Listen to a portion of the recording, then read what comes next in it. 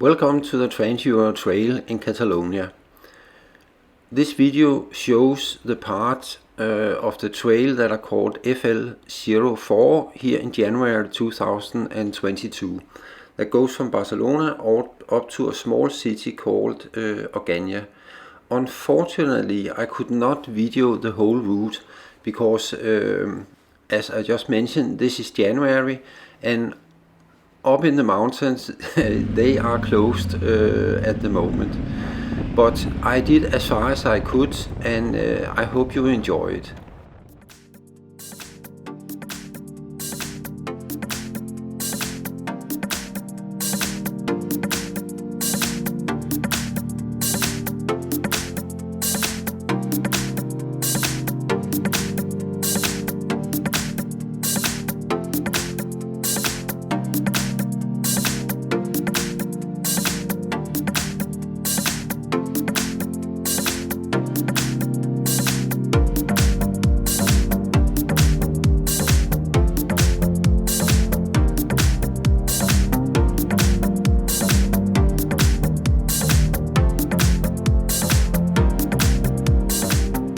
This is the city FL04 where the gravel road starts, approximately 40 kilometers from the beginning of the track.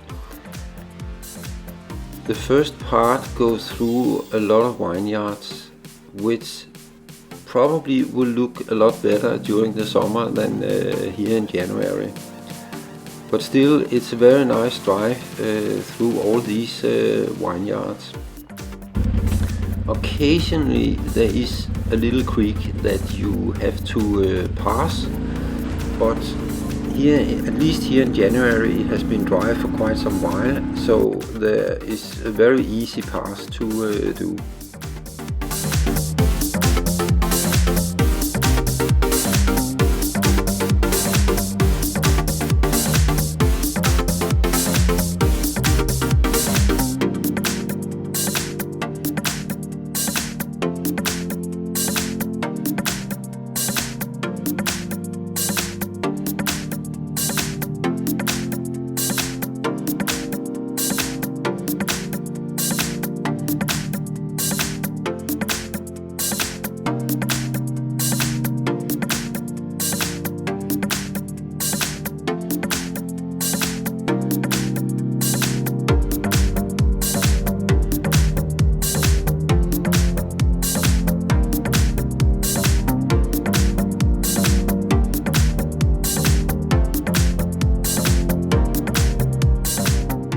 Roundabout shown here on road B231, a gravel road leads down to the riverbed of Pirola. It's a bit tricky to get on the gravel road from the roundabout, just so you know, but the route through the riverbed of Pirola is a great easy drive when dry as here in January.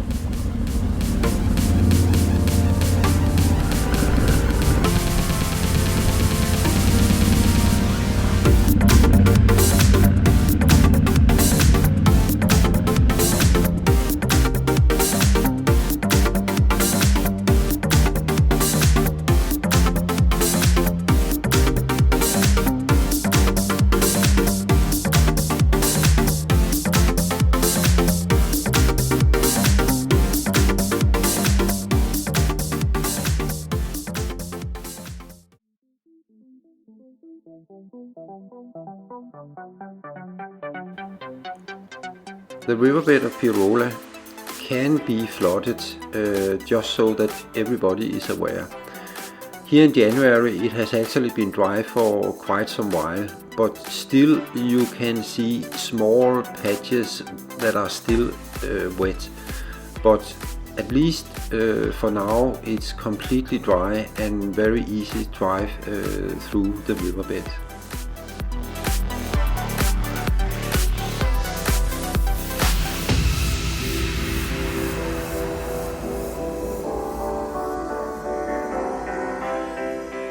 After passing the riverbed of Pirola, you need to get under the highway A2, which is done through this tunnel here. On the other side, it's led up to the city El Brook and now we are very close to the natural park of Montserrat.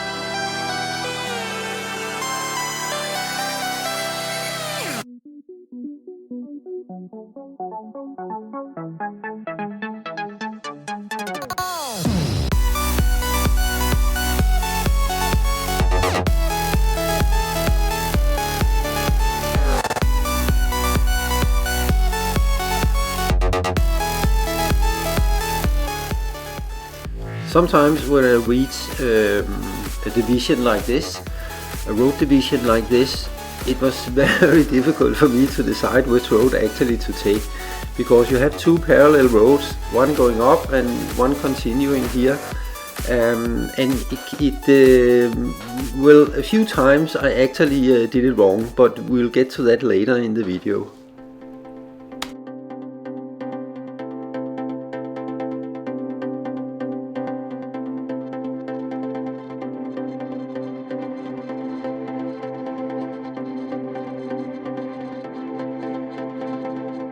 Here we actually reach a point where I drove the wrong way. I couldn't decide whether or not continue to the right or to the left. So I actually choose to, okay, let's go to the left. Yes, let's go to the left and see what happens.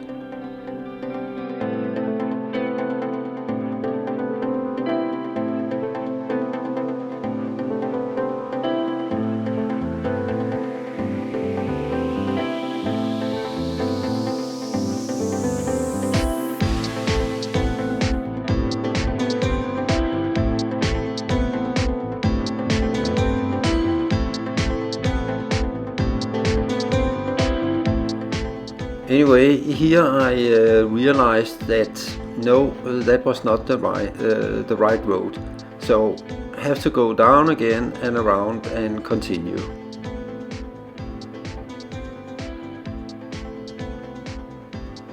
One of the problems that I actually had is that Garmin didn't have all the roads on the map.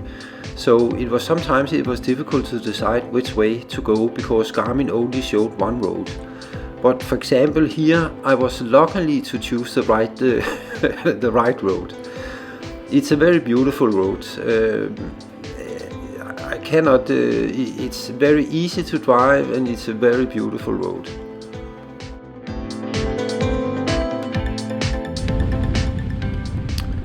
Here, that was where it went completely wrong. I think I'm driving the right way going down here, but that was not correct.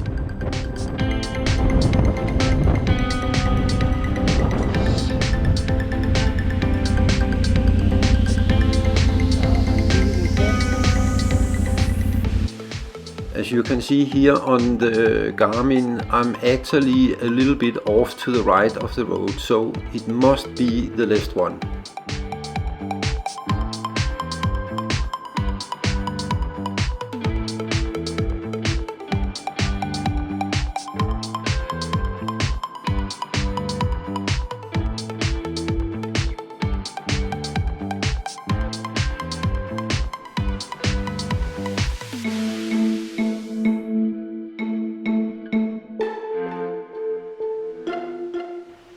And this is actually here where it went completely wrong, because as far as I could deduce later was that I should actually have gone straight here, but I was sure that this was the right road. One of the reasons was that whenever I looked at the map, it actually looked like I was following the path.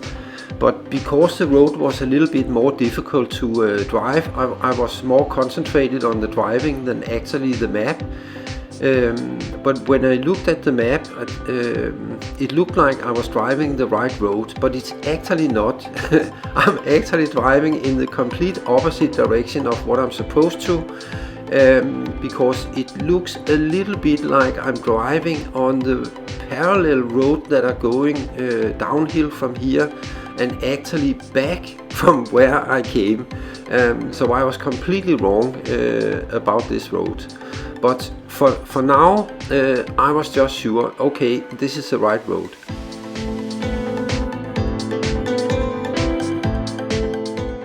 Yeah, I'm taking a look at the map and I'm still convinced this is probably the right road.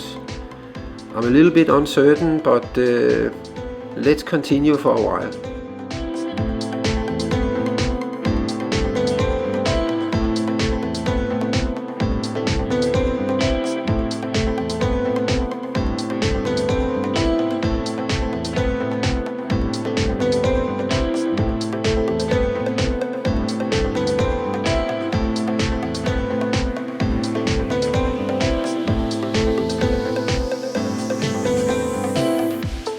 So it's not until here I realized that, okay, I am going the wrong direction. And now I realized that I was driving completely 90 degrees to the road where actually it was supposed to be. So it was nothing else to do than just turn around and go down again. The problem is actually down in this turn. I should have gone left, but for now I decided to go all the way down, because now I thought, okay, it must be the other road down at the Y section. But anyway, I just continued and figured out that even this road, even if it's not the correct one, it will lead me up to the paved road.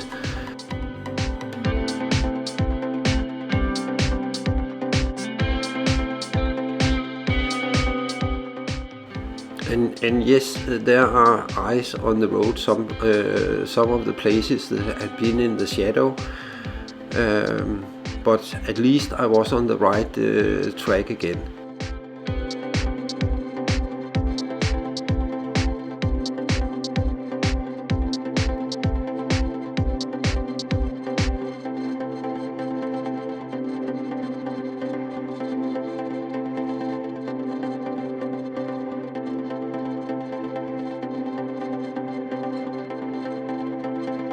Now again I reached a point where should I go this way, or should I go the other way, or this way or the other way?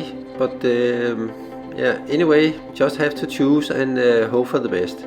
So, but this time I actually chose the right way to go.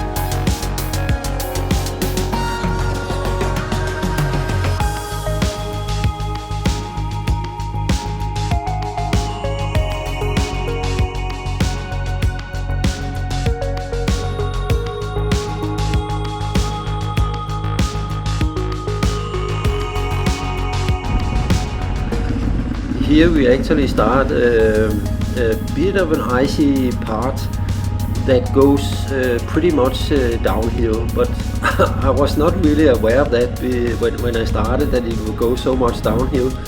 And I knew that I just couldn't stop downhill here, but it was actually okay, and I came down without gliding too much around.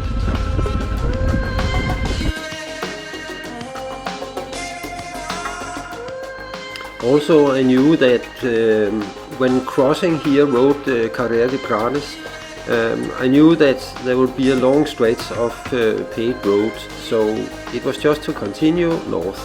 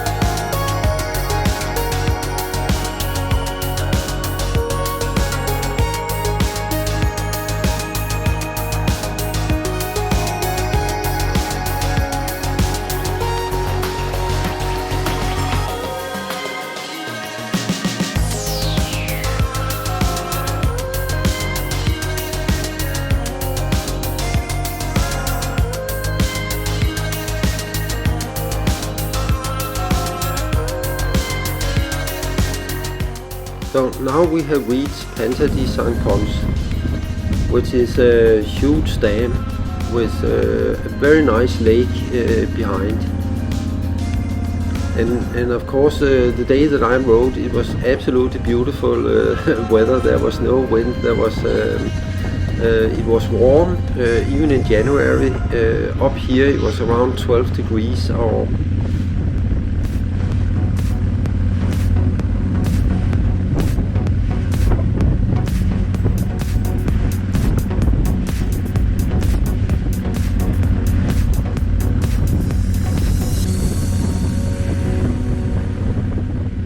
here to the left, I think there is some kind of recreational area where you can spend some time and maybe even bathe, not in January, but at least in the summertime.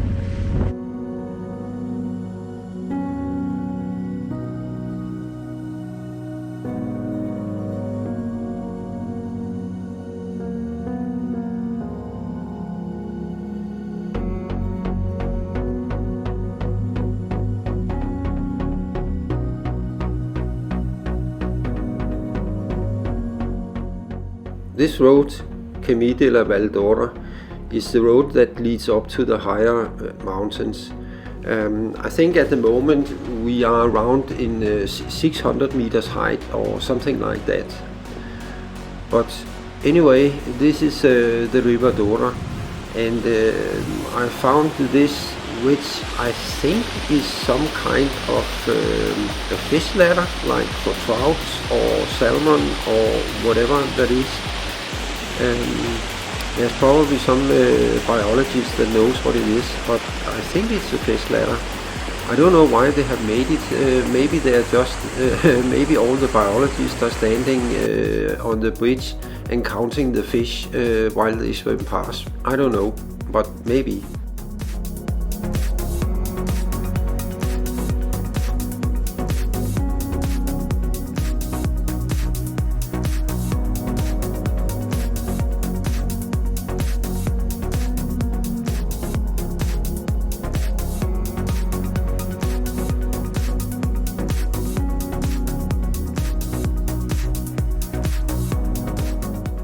The Ecomuseo de la Val d'Ora is kind of the, what you call the border point for going onto the gravel roads again.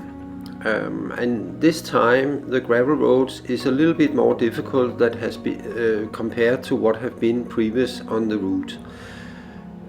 At least until this point there will be no problem taking big bikes on the trail. But as you can see later, it is beginning to be a little bit more difficult.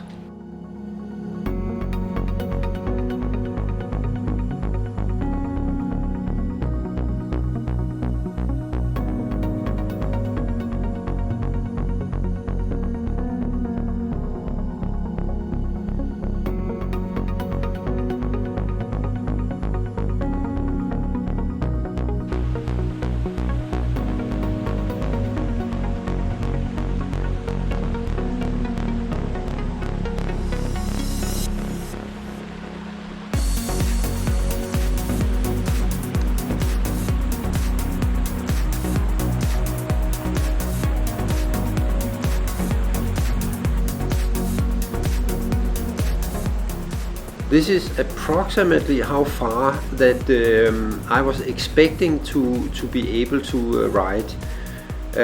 But for now I just wanted to continue as far as I could because there is a problem in this area, and that is that there's absolutely no phone signal. You cannot reach anyone if something happens or whatever. And also we are beginning to climb higher and higher here in January. So there will be, at some point I will meet ice or snow or, yeah. Also the road here begins to be more difficult, as I mentioned before. This part it's actually going pretty steep uphill, and there are beginning to be, the gravel road is beginning to be more difficult to drive on, but still it's doable. It's not a huge problem, but I knew that I would probably within a short time be unable to continue.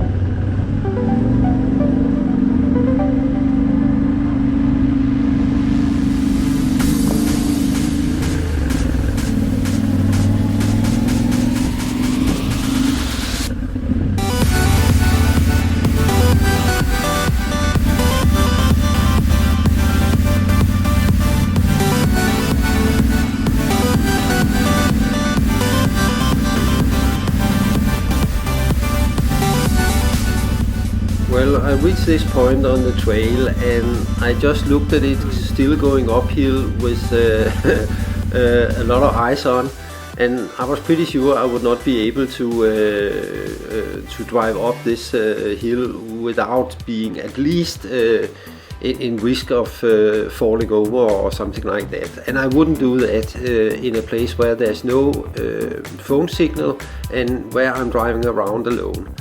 So it was just to turn the bike around again and then go down to where I came from. I don't know if I noticed, maybe it's just me, but here on the downhill drive you can actually, at least for me, you can get a better hint of how steep it actually is. At least for me it looks steeper than compared to when I was driving up.